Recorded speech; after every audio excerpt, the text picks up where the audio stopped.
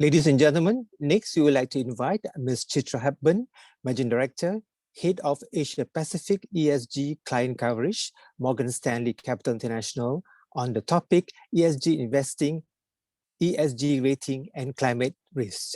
This is a fireside chat with Mr. Anand Mr. Anand, MaybankIB's Head of Equity Research. Ms. Chitra and Anand, please. Thank you. Thanks, Asa. Don't worry, nobody gets my surname right first time around. Took me a few years myself. So thank you very much, all participants, for attending this session. As Asa mentioned, the session is entitled ESG Rating and Climate Risk with MSCI. And it is my pleasure to welcome Chitra Hepburn, Managing Director and Head of APAC ESG Client Coverage for MSCI. Chitra, thank you for your time and your participation today. Let's, I think your screen has frozen. Are you okay? Sorry. Yeah, can you hear me? Yes, that's fine.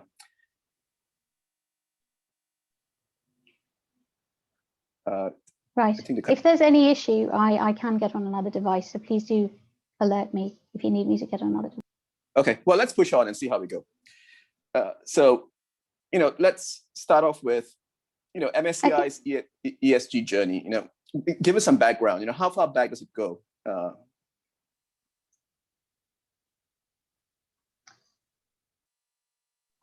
So it's really ancient, if I can say that. We have 40 plus years of experience in looking objectively at the ESG data, if you like. We were the first ESG data provider, I think, to assess companies looking at the industry financial materiality. That goes back to the 1990 index, is 31 years old this year. So we do go back quite a long way. And we've been running more than 1,500 ESG. All of that has been, I believe we're the only provider that has more than 13 years worth of data in ESG, sort of tracking it all the way through. So yeah, but ESG, as you know, has only now come into prominence. It's been around for a while, and we've been doing it for a long time, but it's only now that people are talking about it. Yes, that's true. I mean, there are so many ratings models out there. And with your MSCI's ESG ratings methodology, what would you say is different about it, compared to the others?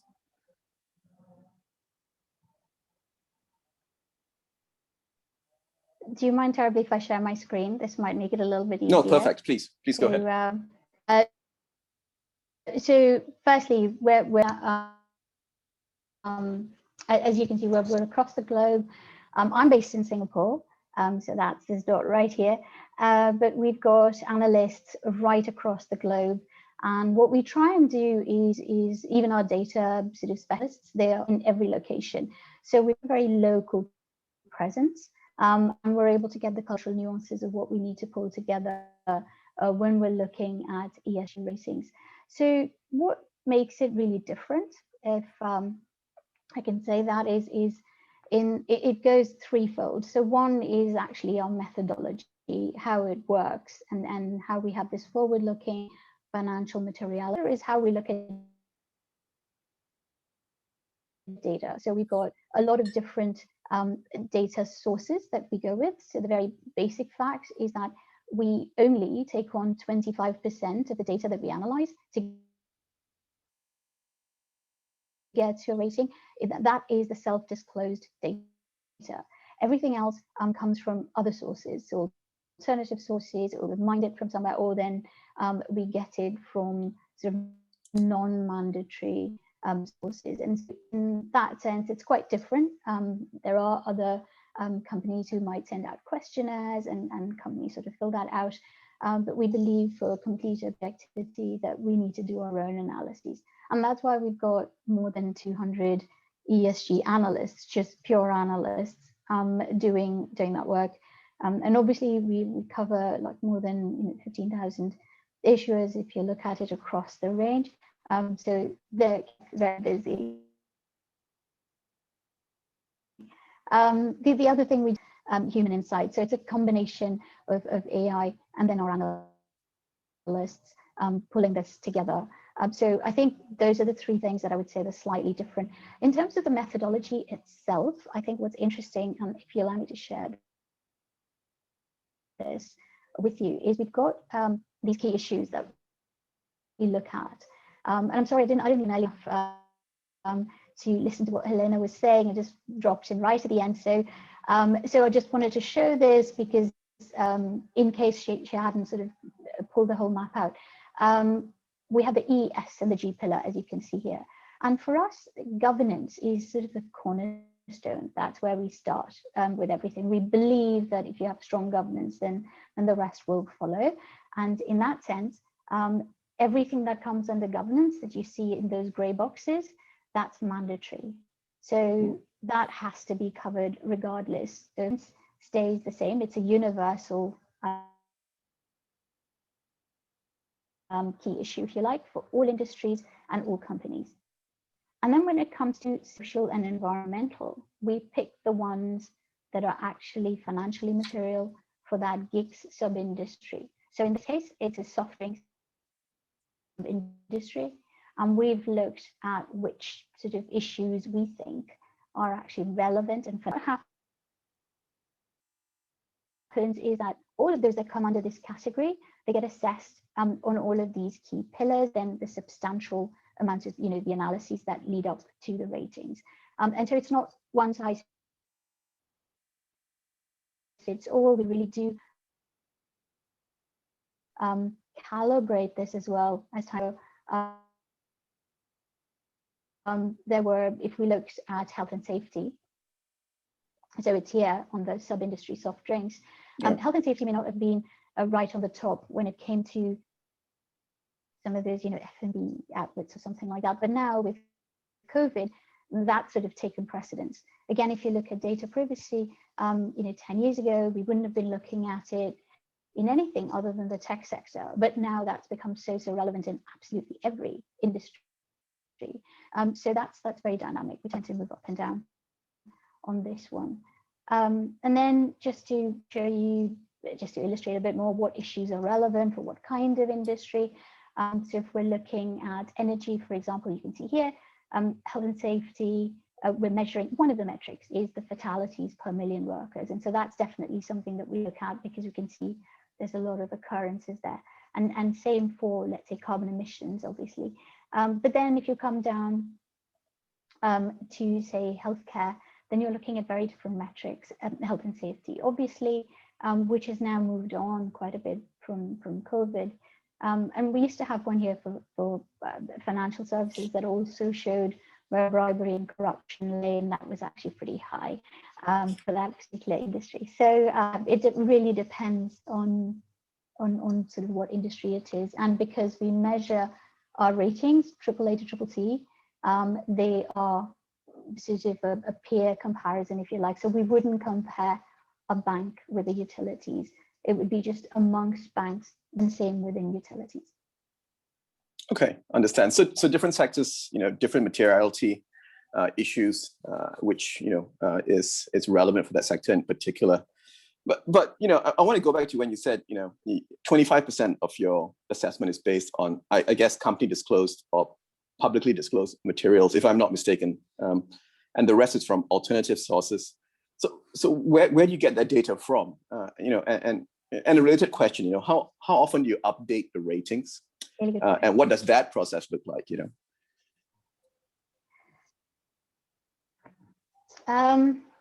Right. So alternative data. This is roughly where we sort of differ. It takes a lot of work to get this part done. So essentially, we have apart from the obvious, like obviously there's the internet, but we're working with, say, for example, on the climate side, and I'll come to that later. But we work with climate institutes, climate research institutes, and they have a lot of data that they're willing to share with us from it could be universities or it could be just the institute itself. When it comes to, for example, there are reviews on companies on how they treat their people. So this would be like, say, employee reviews. There are consumer reviews. There's consumer protection agencies. They've all got data. The government has data on certain things that a company might have done. And so we have everything that is publicly available. Basically, that's where we're going with this. That's the data that we mine. How much of that is real and how much of that is, say, fake news. So to counteract that point, I want to show you this, which is where you look at data, say self-disclosed data. In this case, companies may not disclose where the recalls are. So we're looking at the pharmaceutical industry, for example, here. There has been incidences of recall. They might be very small.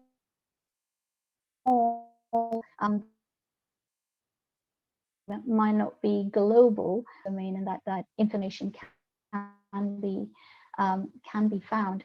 Then we take all of that data and then we get our analysts to work on it as well.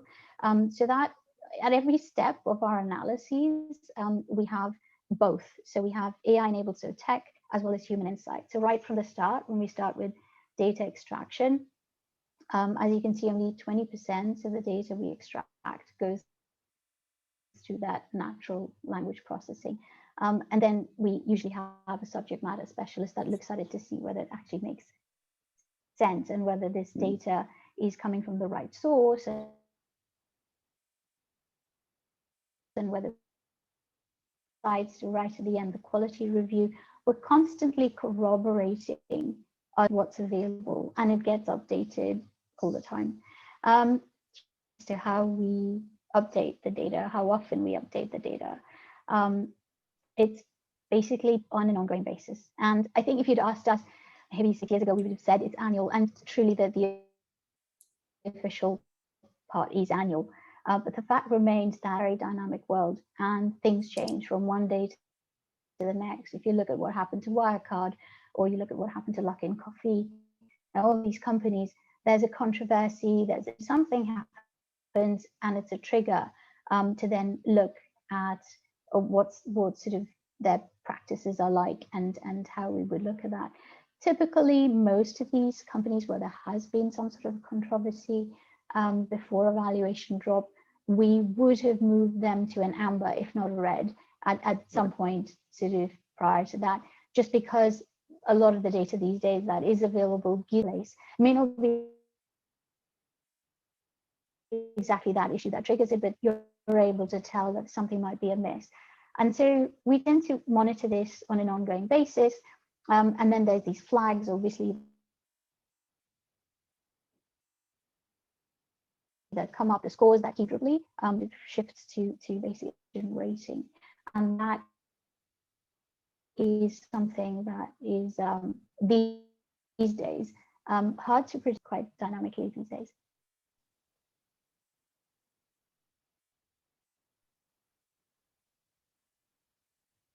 Can you still hear me? You froze there for a second. I'm just wondering if you put your camera off, maybe your voice might come through a bit. I did. Yeah, it's a bit I of might try that. Yes. Yeah, spotty connection. Let me try that. Okay. Can you hear me? Okay. Right. Sorry, just bear with me while I get this done. For some reason, the controls. Sure. Yes. Okay. So, moving on to climate, would you be able to share, why investors have had to take a much closer look at this issue? It's a global issue, obviously, but to look at its impact on their investments, in particular, of late. Where does that come from?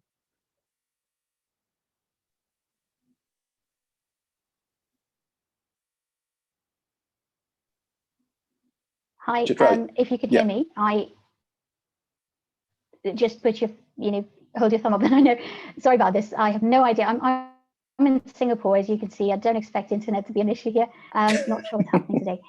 So lots of Malaysians are laughing, but carry on. Yes, the climate part, I just wanted to, okay. On the climate part, I just wanted to mention that there's been a lot of talk around net is so this so the COP, this convention that's been taking place for years, the 26th one takes place this year in Glasgow. But we called that the Paris Agreement, which was about 5 years ago. They decided that all countries, there was 189 of them, come together and decide on what would be the text to, if you like, align to in the future. So by the end of the century, you know, we're all set at the moment to be looking at 3-degree change. That's substantial. That's a lot, actually. And what those countries aligned to was a 1.5-degree change. So what we're looking at now is a lot of movement that countries are making, and just generally, we're looking at alignment to a certain temperature, and that could be sort of nationally decided or then at a corporate level. So if you look at this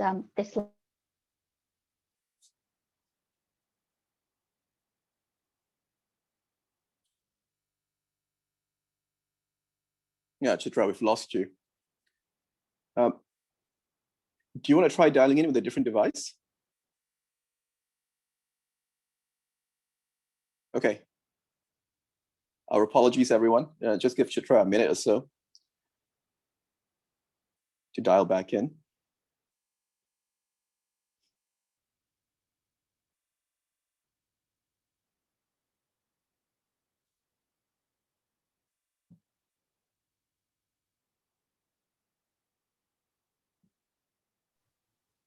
Are we back? Yes, you're back. I was just trying to track you down, but yes, you're back. So you were mentioning COP26 and its importance.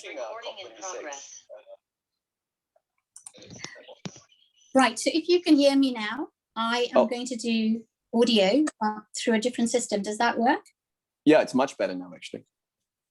Thank you. So I'm on 2 devices now. Who said life was simple?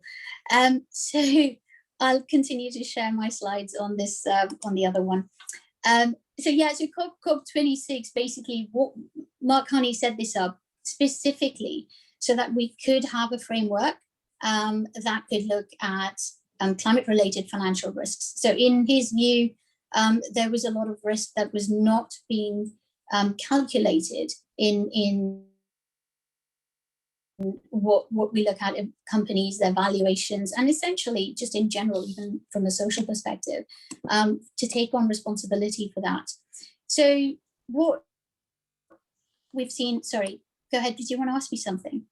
No, so TCFD, which is the standard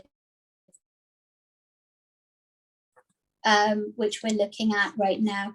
So there's a governance, there's a strategy, there's actually clear metrics and targets, and all those that have signed up, say to the PRI and the signatories to the PRI, there's a lot of asset managers, asset owners and banks that have signed up to this. Now that's become a mandatory disclosure requirement. So what we're seeing from investors is this huge demand for data, climate-related data, that they now want clarity on, and they're saying, well, we have to report on it, so how can you help us with that reporting? And that's essentially, sort of where this journey starts. So for asset owners, for example, they've got all sorts of different engagement targets, sector targets, but then they have to set themselves like a scope 1 and scope 2 target, and the scope 3 is sort of left a little bit more loosely, where they can set their own targets. But they have to report back every 5 years, and it also gets recalibrated every 5 years. Every year they submit a report and letting sort of the Net Zero for Asset Owners Alliance know where they stand. The reason why this is significant, this happened in October of last year, and following that, there was another alliance that was done with asset managers. So what we're looking at now is a very clear strategy, and we didn't have that a year ago. There was no clear roadmap as to how you would get there and what you needed to do. And in some senses, with all of them working together, that's really where we see most of this traction taking place. So you have asset managers across the world that are helping each other understand better what sort of metrics and actions they've committed to and how to get there. So on one hand, we're looking at, scope 1 is just sort of calculating emission reductions, and these are sort of the requirements with the help of, say, carbon prices. And then, scope 2 is looking at the pass-through. How much of that cost, let's say, of the utilities switching to renewables can be passed on? And the third is, like scope 3, is basically looking at how do you pass that on to the end consumer. So those are all the different ways that you can look at measuring. And for scope 3, it's a little bit harder. And I think, companies that are manufacturing and have bases in Asia, for example, for them, they actually have to look all the way down their supply chain to be able to report on that scope 3. So that's actually quite a challenge at the moment that we're seeing. So for us, we look at it, we've got quite a few tools that we like to implement at this point, and we have put some already into, if you like, the space, the investor space, but then also for corporates to start to examine their data. So on one hand, you can look at all the carbon data. We've always done that. So it's sort of carbon footprinting. Everyone understands that. You look at the carbon data, it's slightly, it's backward looking, if you like. It's looking at the past. What we've now developed is something that's forward looking. And what that does is it looks at physical risk and transition risk and comes together with everything else we've got. And when you look at transition risk, there are two aspects of it. You have, on one hand, sort of the policy risk, which is looking purely at how aligned are you to the regulations that exist today and the regulations that are just around the corner. And as I just mentioned, all of that is accelerating so quickly. People are going to have to report so much more, and so many things are becoming mandatory that you have to see if a company is forward-looking enough to take that on board. So you look at their policies and you look at what they've got planned. The second part of transition is actually looking at green revenues, technology opportunities companies availing of. So how much clean tech have they taken on? How many patents have they filed? And again, then you're looking at their processes, actually their operations, and what are they changing there to move the needle? And beyond that, then you look at, well, physical risk is probably a concept that we understand a little bit better. That's looking at natural disasters, so hazards. It could be flooding, it could be, bushfires, it could be cyclones, could be any of those things. And you've got acute risks and chronic risks. So acute are not those that you actually expect to happen, but chronic, you sort of know, particularly in Southeast Asia, some of them are just prone to certain climatic, disasters, if you like, and they happen on a regular basis. So just how exposed is that asset to those sorts of conditions? And then the second thing is, how are they managing that risk? What are they doing to manage that risk? And to what extent does that affect their work? So if it's an agricultural company, for example, then that global warming that you're looking at, the question, you've got to ask yourself, do they all need to go indoors? Or is that crop still going to survive with that temperature degree change? And so then what does that company actually count on in terms of revenues in 5 to 10 years' time? So that's really what we're looking at. And the final piece is sort of the warming potential, where you can look at an asset and you can almost see what is their contribution, if you like, what is their impact, what's that metric towards global warming, and you can see what is their warming potential. If you've decided your portfolio needs to stick around a 2-degree change, and then you've got some of these assets that are actually contributing to like a 4-degree world, then you've got to start having those discussions with them about what needs to change for them to be able to fit into their portfolio. Very comprehensive. Thank you, Chitra. Just FYI, your slides are not showing on the screen. Some participants have pointed that out as well. But just for everyone's knowledge, the slides will be available on the Bursa website. They'll be uploaded later, so you will have access to them, even if we are having some issues now. So I think we have time for 1 or 2 more areas of discussion. There's always been a discussion about divestment or engagement. Shareholder activism, I guess, is another facet of that. What helps, I guess, give a more meaningful engagement discussion as regards climate metrics? We all know it's very important, but how do we have that discussion? And what is particularly challenging about that engagement?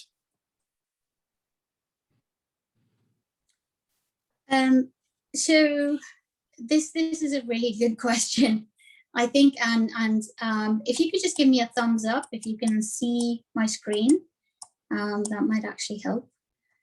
Lovely. So we're back now. We're looking at basically engagement with companies. I think it's a much more meaningful discussion if one is actually able to give companies very clear direction on what is required, rather than just throwing targets out at companies. I think it helps a lot more if they know exactly how to get there. What does that road look like? What can they avail of? And how they can work with the metrics they've been given. So we go deeper into this, and partly the issue, I think Helena mentioned it as well, is what are the standards that exist out there? What are they supposed to deliver on, and how sort of normalized is it? So at this stage, we look at one or two metrics, if you like. We're looking at the moment at banks that will lend at more favorable rates. So you're looking at sustainable lending, and that's linked to, let's say, an ESG score. But more often than not, it's actually linked to a particular KPI. So they'll just say, we want to see carbon emissions reduction by this percentage, or this is what we want, very, very specific, water usage down by this much, so to lessen the water stress.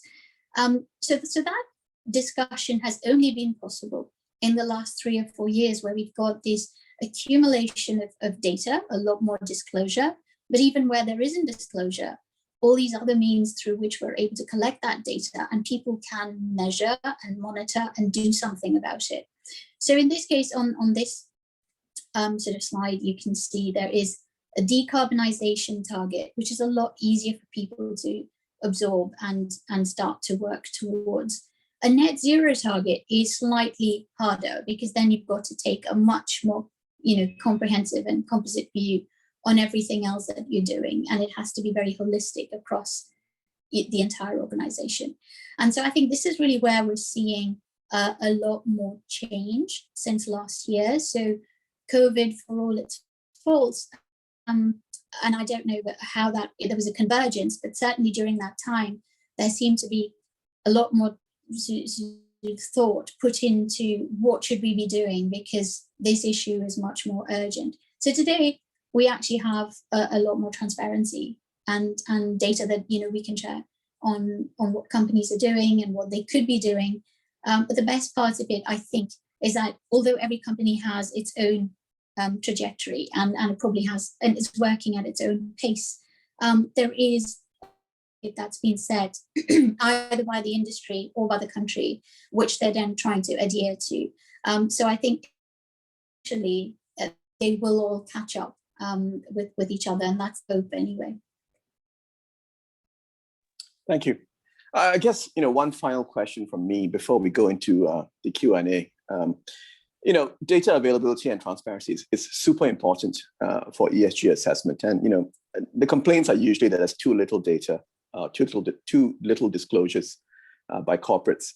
But obviously, there's going to be a huge catch up on this and increasing data availability. But there's also the potential issue of too much data or too much irrelevant data, clouding the issues or the relevancy.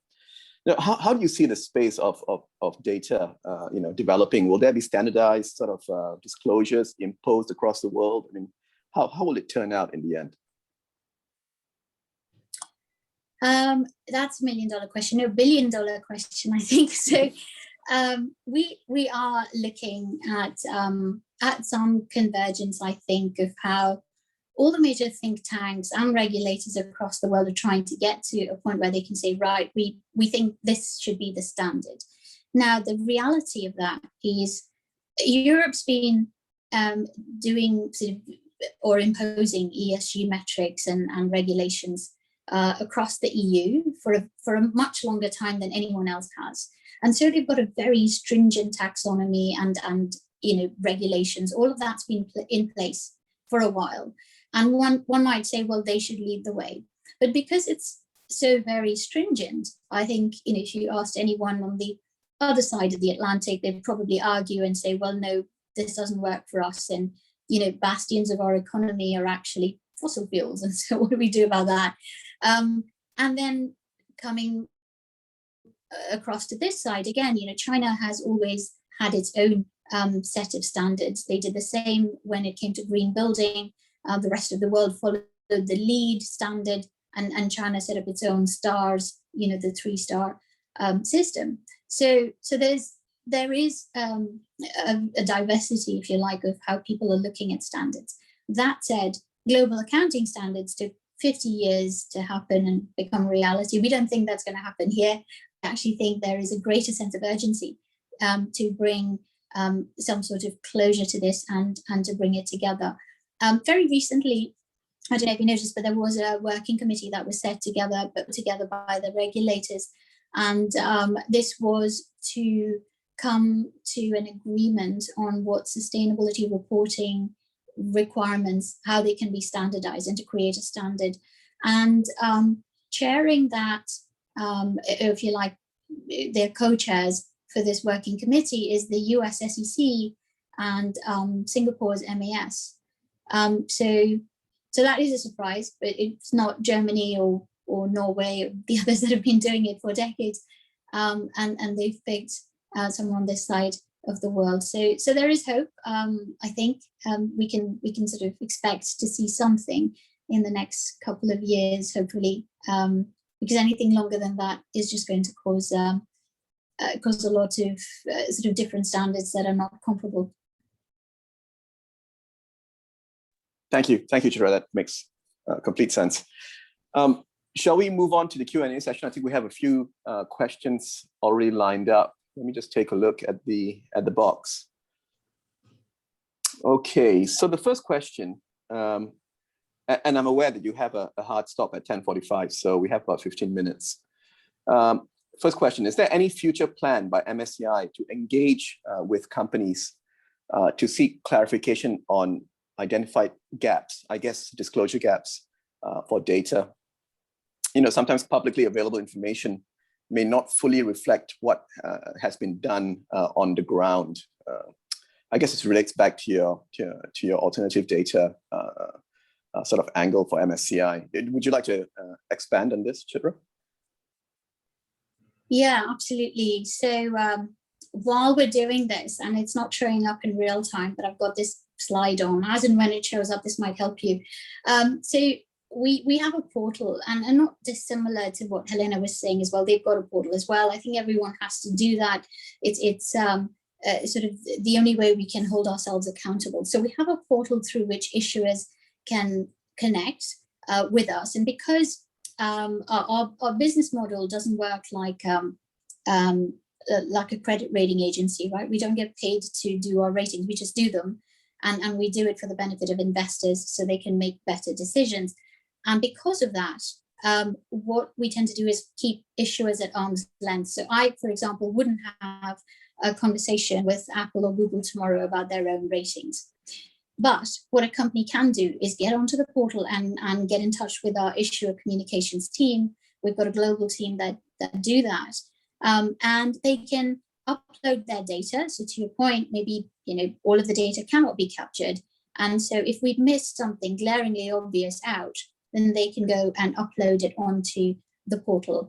Right. And then it will be taken into consideration. But then we also reach out to these companies systematically every year just to make sure that they are sort of satisfied with the degree of due diligence we've done, perhaps not with the outcome, but certainly with the due diligence, and to see if that makes any sense for them. Great, thank you. We have this is an interesting one. In terms of acute and chronic risk assessment, climate change impacts like flooding, fire on business, is this best disclosed in the corporate governance enterprise risk management report or in the sustainability report of the company? Oh, wow, that's a really good question. Yeah. Very good question. Yeah. I'm compelled almost to say that in both. However, because in on the risk management report, obviously it does belong there because you have to be able to capture every risk that you're exposed to. But even on a sustainability report, I think there are measures that you would want to show you've taken in place to safeguard your people. I mean, that does belong under sustainability, and certainly for both chronic and risk sort of incidents, I think you would want that captured in the sustainability report as well.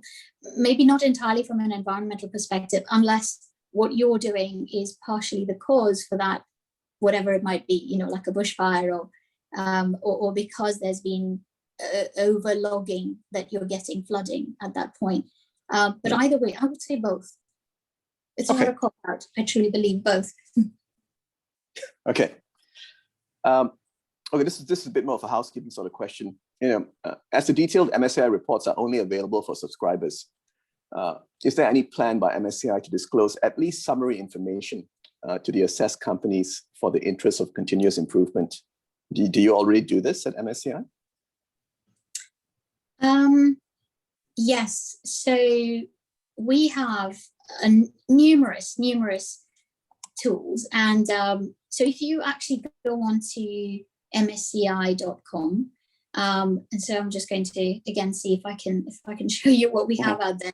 We're on a transparency drive right now, so there's quite a lot of tools you can see out there. So firstly, you can go to our website and look at there's a part of it that says ESG 101, and you can go in there, and it tells you a lot about our methodology, but also importantly, you can just type in the ISIN or, you know, sort of the name of the company, and it'll give you the top level ESG ratings, the history of that ratings in the last 5 years, whether it's gone up or down.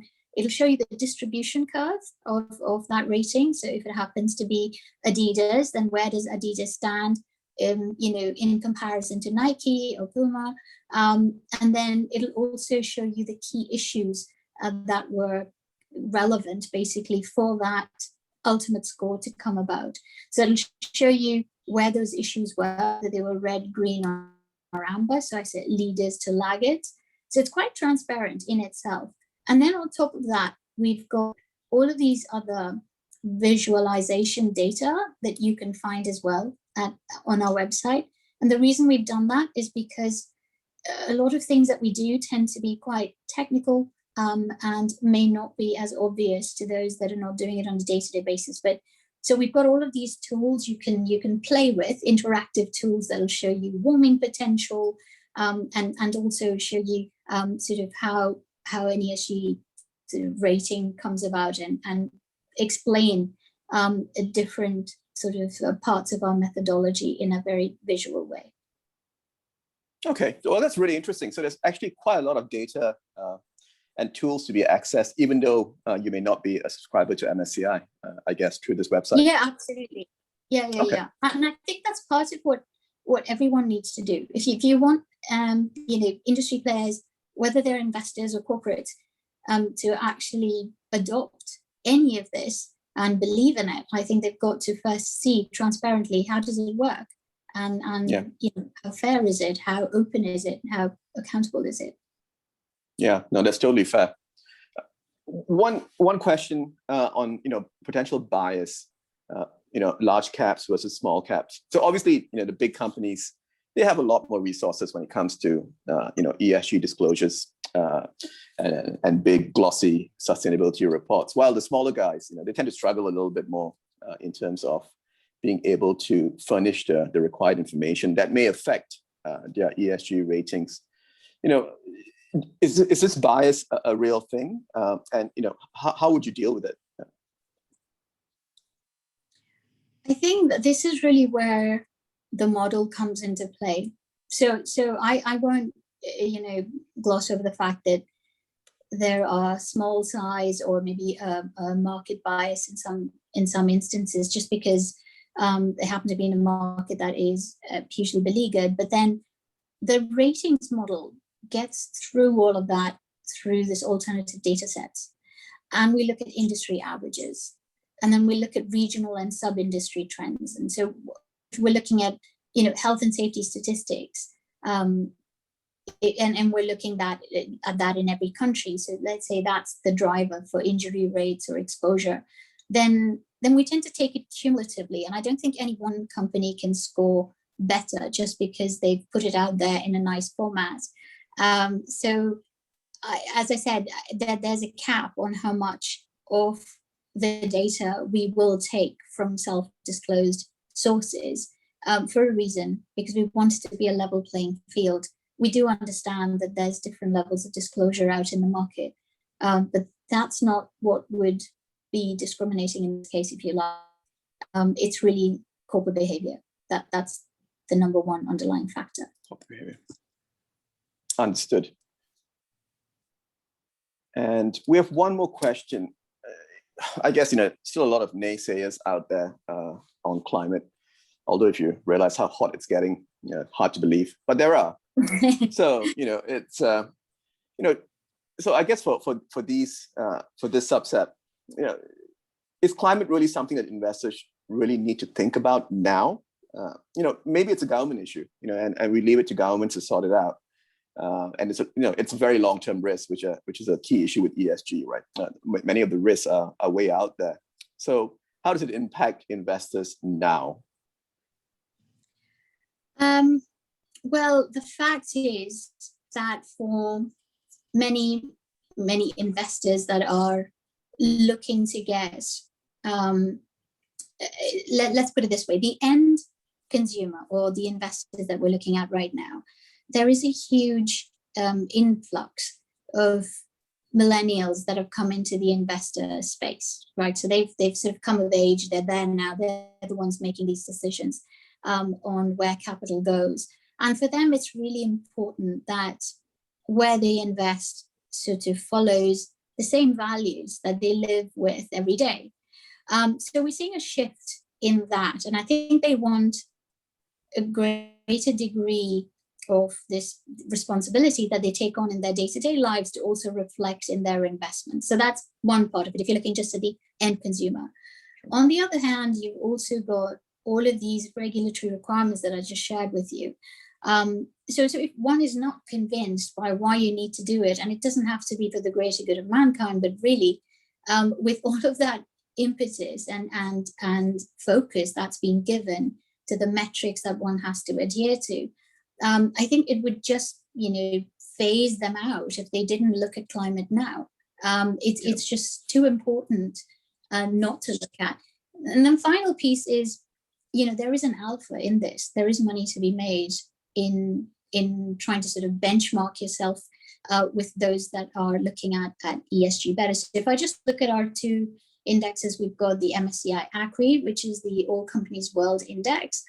And then we've got the ACRI ESG Universal Index. And if I look at those two, then the biggest difference that you see there is that it's actually, year on year, you just look at the performance, and there's a marked difference. There is a much higher sort of growth rate that you see. So it's something like 10% between the ESG Universal Index, at least 10% higher than the average sort of ACRI, index that we have, which is not sort of a green index, which is not an ESG index.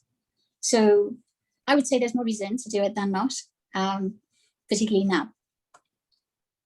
Okay, thank you. I think would you have time for one more question? I realized. Yeah, go ahead. Okay, there's one more.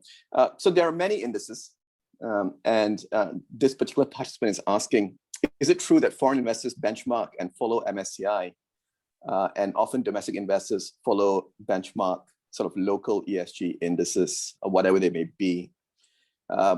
Yeah, I think this is quite a tough one to give an objective answer to, because where should the focus be? Yeah, I don't know if you want to compare, to be honest, but yeah, no, well, you've thrown it out there, so I'll take this one on. I should have read the whole question first, but anyway. Yeah, and you know what? I think this is Paul, I have to say, it has asked all the interesting questions and difficult questions today. So thank you, Paul. the foreign investors benchmarks are done, I suppose, those that follow those benchmarks are just looking at a wider range of investors to appeal to, right? So that's their market. That's the market they're looking to capture.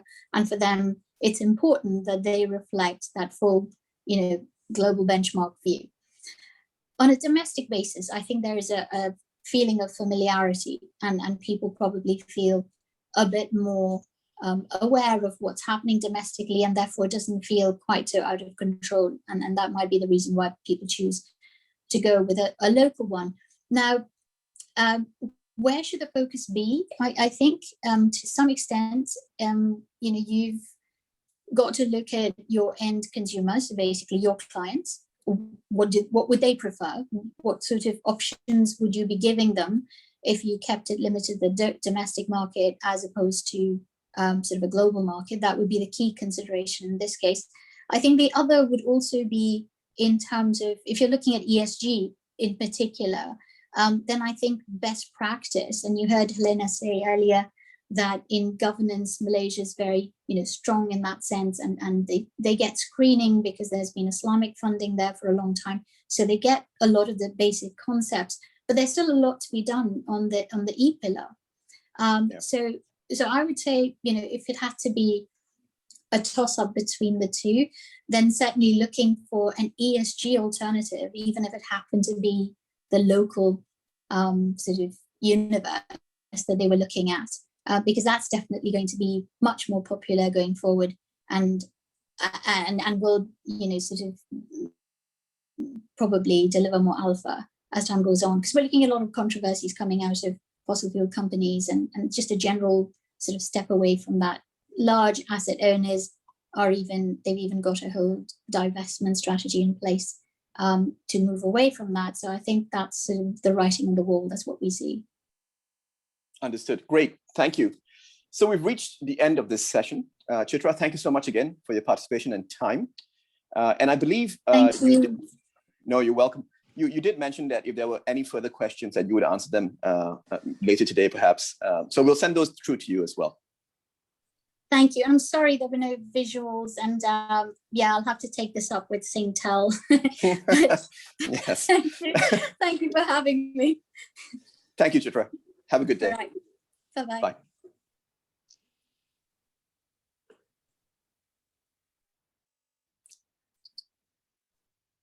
Thank you, Chitra and Anand, for the insightful discussion.